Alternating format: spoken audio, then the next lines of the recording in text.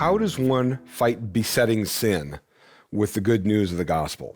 Hi, my name is Ted Rosenblatt, and I'm here with my father, Dr. Rod Rosenblatt. Dad, when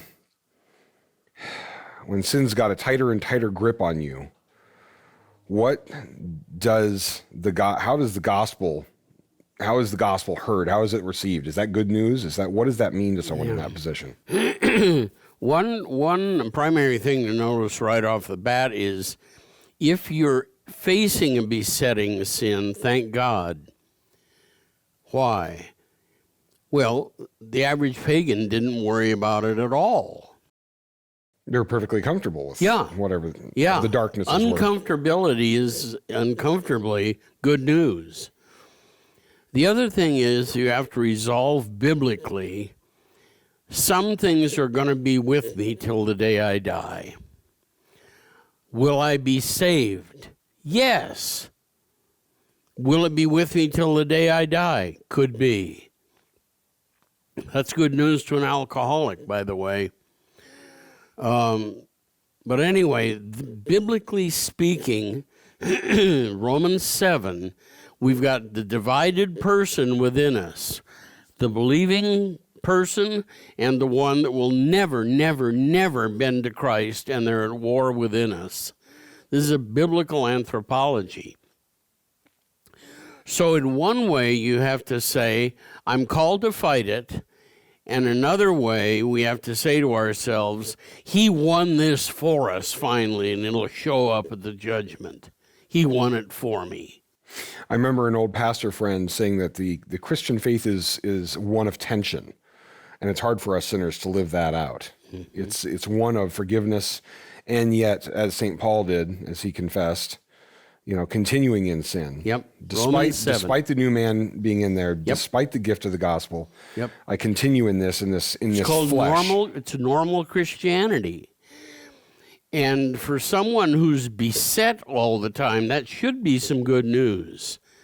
That is, you've been delivered at your worst or in the midst of that sin. Romans 5:8. At our worst, he came to die for us voluntarily. And I think we as sinners, we as believers, want some better news in our mind. Yep. Which is, you can crest that hill in this life. Right. You can improve to the point that struggle just is pretty much gone. We dream it. Right. And that's the measure I think that we've kind of consciously or unconsciously created in our mind. That kind of like enlightenment or something. Eventually, you're going to climb the ladder enough. You're going to work do your good works enough. Yep. You're going to be sanctified enough that you'll get to a point where it's like, oh, good, now I can breathe and I don't have to worry about that anymore. And there are whole Christian movements who've made their money on that. The Keswick movement, classic Wesleyanism. There are all sorts of movements that promise that. Talk to some of the people who were broken by those. And they might have cut off from Christianity itself. So ultimately, the message doesn't lead to really good news. It's not real good news. It's not recognizing the true condition. Yeah, and the depth of sin within us. Was it Anselm who said, you've not yet considered the depth of your sin?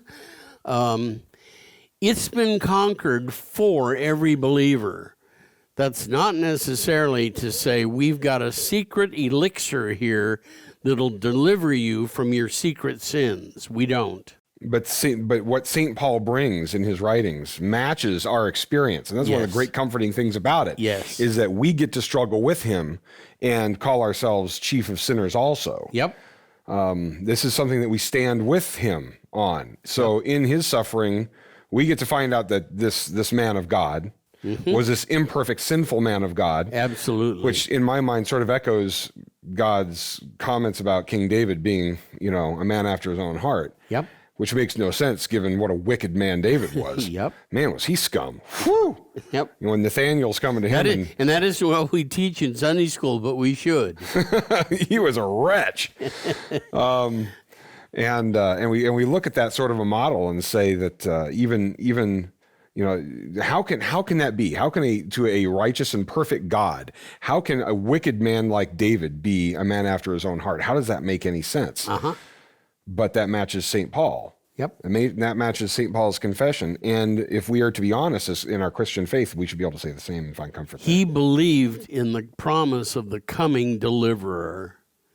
That was his righteousness. He believed in the one yet to come to deliver. Well, you say Romans 4:5 is your favorite verse for the he who does not work but believes in him who justifies the wicked, his righteousness or his faith is treated as counted as righteousness. Yep. So I can get that off the cuff correctly. Yep. And you called that the gospel in one verse at one point. You actually did something on that. We've got to make sure we got that available still. But that is, going through this and suffering like that, it should be good news. Yeah. Yeah. Yeah, the reach or the distance. What did Lewis, I think, referred to it as distance, the incarnation and coming death of Christ as distance he had to come to descend to become flesh is just unbelievable. And Romans 5:8 tells us that he came that distance knowing us at our worst. While we were yet sinners is to say, while we were completely in it, enamored of it, loved it, down as low as you can go. In that condition, he decided to come to die for us. The depth of our wickedness was powerful, and we're like, I'm good. Yeah. Yeah. I'm good. Yeah. Well, I don't think we're going to have to wrap here, but we aren't really good because we're always searching for idols to fill the gap. There's a gap. Do. There is something that isn't satisfied, and we keep trying to find the thing that will satisfy it. Yep. And it keeps not being satisfied, so we try to find the next thing that'll satisfy. Yeah, Calvin called the human mind an idol factory. Not human heart? The human heart or the human mind an idol factory. Boy, is it. So we're always looking, and then the real thing comes along, and we go, that seems too simple. All right, we're going to wrap this. Hope you've enjoyed this. Hope we catch you next time. Talk to you soon. Thank you for joining us on Talks with Dad Rod, part of the 1517 Podcast Network. This podcast and all 1517's content is made possible through financial support by listeners just like you. Please visit 1517.org for more, and please consider clicking on the donate button and making a recurring or one-time contribution to help us share this good news in a world which so desperately needs it.